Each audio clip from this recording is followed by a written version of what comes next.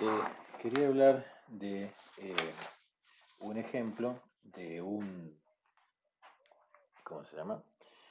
De un idempotente sobre un anillo conmutativo que no se puede diagonalizar y que es un ejemplo bastante geométrico. Entonces, vamos a llamar como siempre S1 a los pares, vamos a ponerle AB en R2, pares que A cuadrado más B cuadrado es 1. Y vamos a llamar R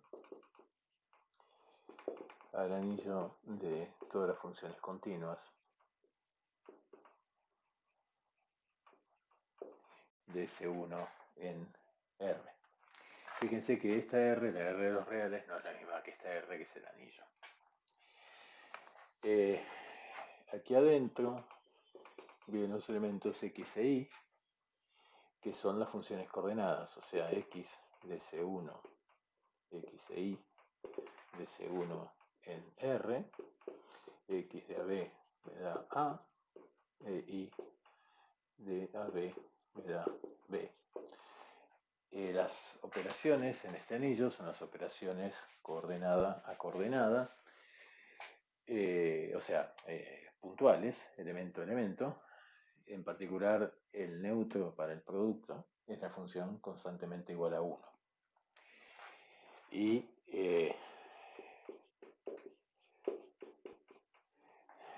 dado que sobre S1 todos los elementos verifican esta relación, entonces estas dos funciones verifican esta relación en el anillo R. Muy bien, esto me dice que se sigue aquí que el elemento U definido de esta forma, esta es una matriz de 2 por 2, satisface que U cuadrado es 1, donde este 1 quiere decir la matriz identidad de 2 por 2. Fenómeno. Entonces consideramos P más, que es 1 más U sobre 2, y P menos, que es 1 menos U sobre 2. Estos dos matrices, si yo las sumo, esto me da la suma de estos, los U se tachan y me queda 1, o sea que P más P menos da 1. Y además, si yo hago U por P más, esto me queda U por 1, que es U, más U cuadrado, que es 1, o sea, me queda de vuelta P más. Del mismo modo, si multiplico esta por U, me queda menos P menos. ¿Sí? Entonces, usando esas dos identidades, sale que P más, y por tanto también P menos, es idempotente, ¿no? Porque si yo hago P más, esto es 1 más U sobre 2 P más, es P más sobre 2 más U P más sobre 2, esto es P más P más sobre 2 más P más sobre 2, que es P más. En forma similar sale que P menos es P menos, o también si no sale usando que P más es idempotente y que P menos es 1 menos P más. Muy bien. Entonces, si yo tengo un elemento Xi en R2, puedo escribirlo como P más Xi más P menos Xi, y si lo multiplico por U, esto me da, acá me queda el mismo, y acá me queda menos.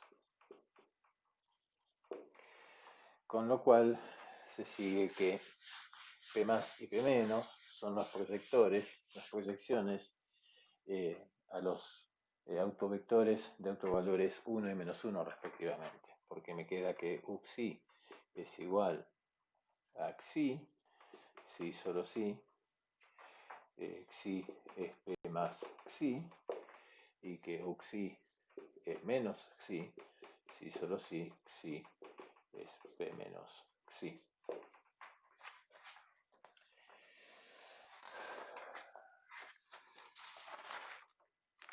Muy bien.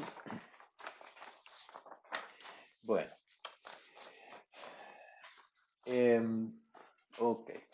Entonces tenemos acá nuestros idempotentes P más y P menos, que suman 1, son ortogonales, la suma directa me da todo. Y entonces lo que quiero probar es que, ¿cómo se llama? A probar es que P más no puede conjugarse, no es similar, o sea, no se puede diagonalizar. Sí, no se puede diagonalizar. Que no se puede, vamos a ponerlo primero así, no es diagonalizable.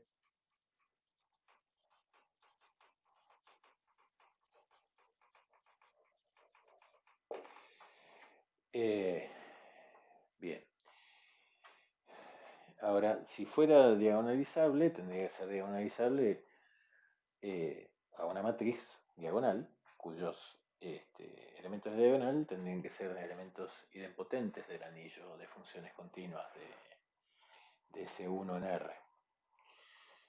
R. Ahora, si yo tengo una función continua que es idempotente, eso quiere decir que cuando se le aplico a cada elemento de S1 me da un elemento idempotente de R. R tiene dos idempotentes solamente, 1 y 0.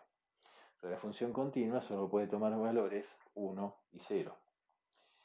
Del hecho de que sea continua se sigue que o vale siempre 1 o vale siempre 0.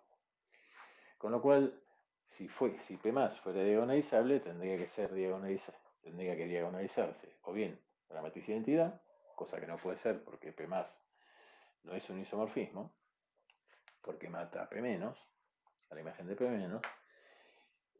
Tampoco es 0, así que tampoco va a ser diagonalizable la matriz 0. Entonces, si es diagonalizable, tiene que ser diagonalizable a esta matriz. Entonces, lo que vamos a ver es que no, ¿cómo es? No es conjugada, no es similar a esta matriz. Muy bien.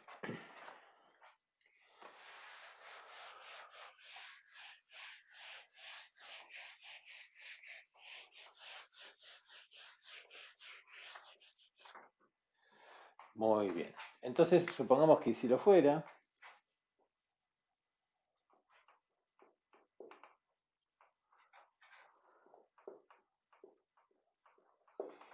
esto me dice que entonces que P más R es isomorfo a R por L1, o sea R, como módulo.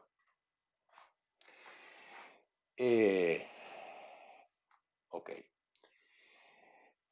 Y bueno, si esta es similar a esta, entonces 1 menos esta es similar a 1 menos esta. Entonces, con la misma, ¿no? O sea, si G por P más por G menos 1 me da esta, G por P menos por G al menos 1, la misma G, me da esta.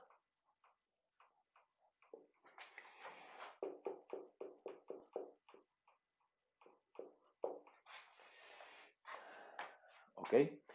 Entonces, eso quiere decir que acá hay un vector B y acá hay un vector W que son base de cada uno respectivamente.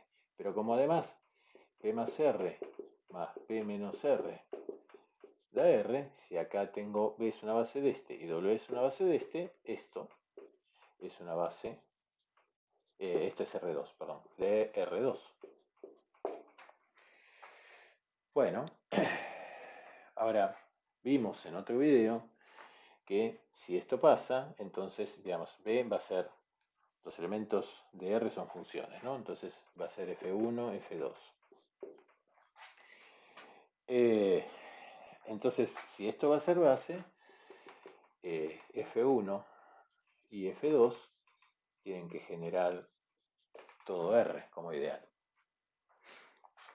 Eso lo vimos en el video sobre los determinantes.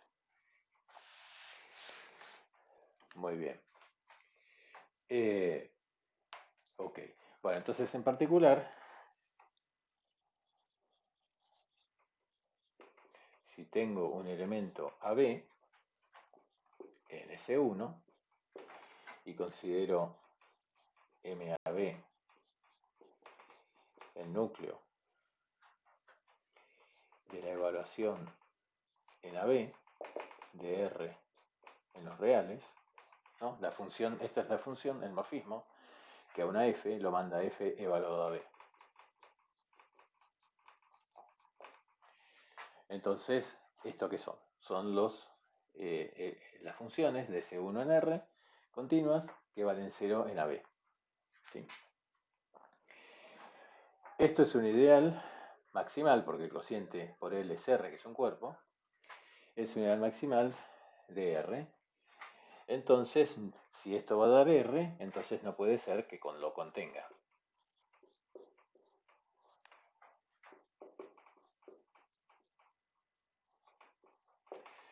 Es decir, no puede ser que tanto F1 como F2 valgan simultáneamente 0 en AB. En otras palabras, este vector tiene que ser no nulo en todos los puntos de AB. O sea, mi vector tiene que ser no nulo y tiene que estar acá, en el P más de R, que según vimos es el subespacio, o sea, para cada valor de AB, P más de R vive, o sea, el B evaluado en cada B tiene que ser un autovector de autovalor 1 de mi U, evaluada también en AB. Bueno, entonces vamos a ver que no existe ninguna función continua, o sea, ningún par de funciones continuas, o sea, ninguna función continua de S1 en el plano, en R2, ningún vector continuo, que tal que para todo AB pertenezca al subespacio de autovectores de autovalor 1 de U de AB y que además sea siempre distinto de 0.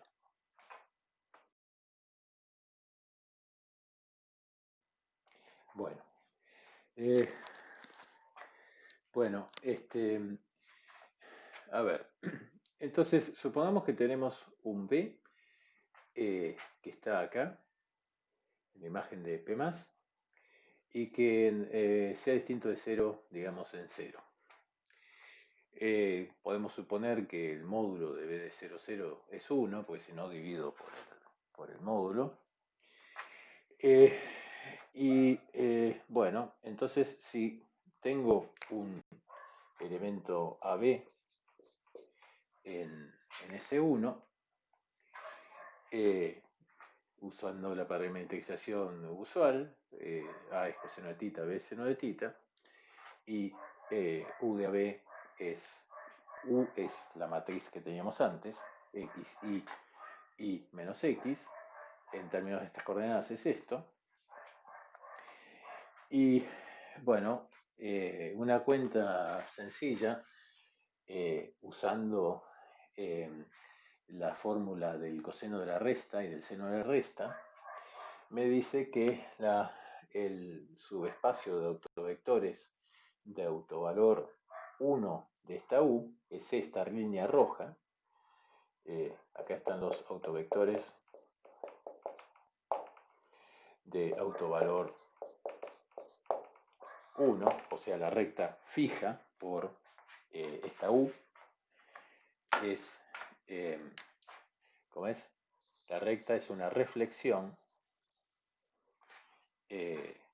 con este eje, y los autovectores de autovvalor menos 1 son los que están en la recta perpendicular, ¿no? Acá acá U es menos 1.